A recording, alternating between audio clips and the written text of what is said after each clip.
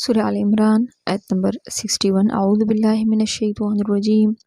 بسم اللہ الرحمن الرحیم فمن سو جو حاجک آپ صلی اللہ علیہ وسلم سے جھگڑے فیہ اس بارے میں بعد اس کے ما جب جاءک آ گئے آپ صلی اللہ علیہ وسلم کے پاس من العلم علم میں سے فقل تو آپ صلی اللہ علیہ وسلم کہہ دیں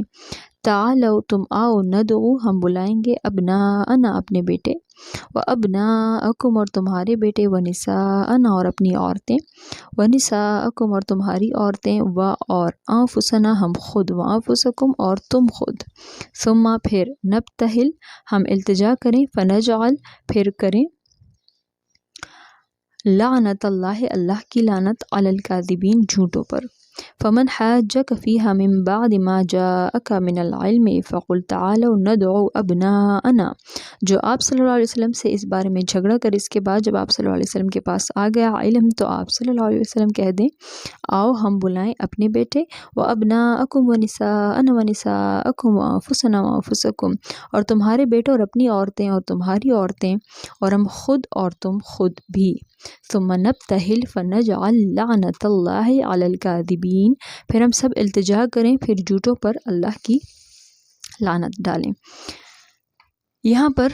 اس آیت میں مبالغہ کا طریقہ بتا دیا گیا ہے۔ مبالغہ اس کو کہتے ہیں کہ کسی کام میں اختلاف ہو دو گروہ میں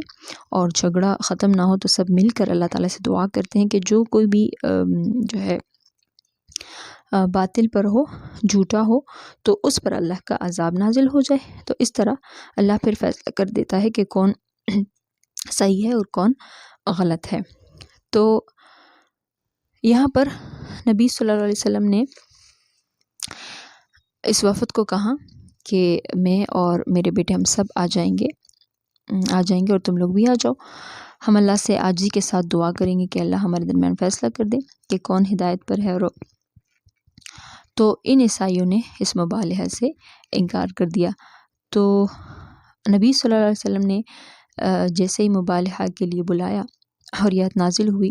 تو پاک نبی صلی اللہ علیہ وسلم حسن حسین حضرت علی رضی اللہ تعالیٰ عنہ حضرت فاطمہ رضی اللہ تعالیٰ عنہ خود جو ہے آ گئے۔ تو حذیفہ رضی اللہ تعالیٰ عنہ فرماتے ہیں کہ دو سردار جو ہے آپ صلی اللہ علیہ وسلم کے پاس آئے اور انہوں نے مبالغہ کرنا چاہا، ٹھیک ہے، دونوں نے، تو ان دونوں میں سے جو ہے اب کیا ہوا کہ عیسائی جو ہے انہوں نے صلح کی اور انہوں نے مشورہ کیا کہ نبی صلی اللہ علیہ وسلم سے کہا کہ کتنا جزیہ جو ہے مانگتے ہیں۔ جزیہ سے مراد یہ ہے کہ جیسے کوئی کسی کے گھر میں رہ رہا ہو اور وہ کرایہ مطلب دے، اس طرح جس طرح ہمارے وطن میں بھی اس طرح عیسائی موجود ہیں، تو یہ عیسائی ہر سال ہماری حکومت کو جزیہ دیتے ہیں اور اس طرح یہاں اس وطن میں رہتے ہیں۔ اب یہ عہد انہوں نے کیا کہ ہم کسی کو نقصان نہیں دیں گے عیسائیوں نے، اور پھر انہوں نے مشورہ کیا اور جزیہ جو ہے مانگا، تو انہوں نے کہا کہ ہم دے دیں گے اور ہمارے ایک بندے کو بھیج دیں کہ ہم ان کو جزیہ دے دیں گے۔ نبی صلی اللہ علیہ وسلم نے یہ کہا، ٹھیک ہے۔ اب صحابہ انتظار میں تھے کہ آپ صلی اللہ علیہ وسلم اب کس کا نام لیں گے، تو عبید ابن جراح کا نام لیا آپ صلی اللہ علیہ وسلم نے، اور آپ صلی اللہ علیہ وسلم نے فرمایا کہ یہ اس امت کے امین جو ہے بندہ ہے، اور ان کو جزیے کے لیے جو ہے بھیجا گیا۔ اچھا، اب جب رسول اللہ صلی اللہ علیہ وسلم نے جب اس آیت کے بارے میں بتایا مبالغہ کے بارے میں، تو یہ لوگ سوچ میں پڑ گئے کہ اب ہم کیا کریں گے، اب تو ہم سب کو آنا ہوگا مبالغہ کے لیے۔ تو اب ان میں سے ایک بڑا عالم تھا، ان کا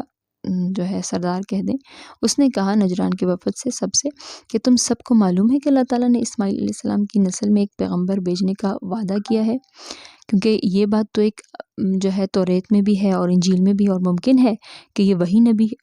ہے۔ تو اگر تم لوگ مبالغہ کر لو تو کیا تم لوگ سوچتے ہو کہ تم لوگ اس میں خیر ہوگی؟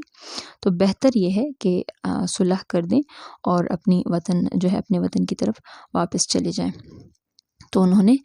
مبالغہ سے انکار کیا۔ صدق اللہ العظیم۔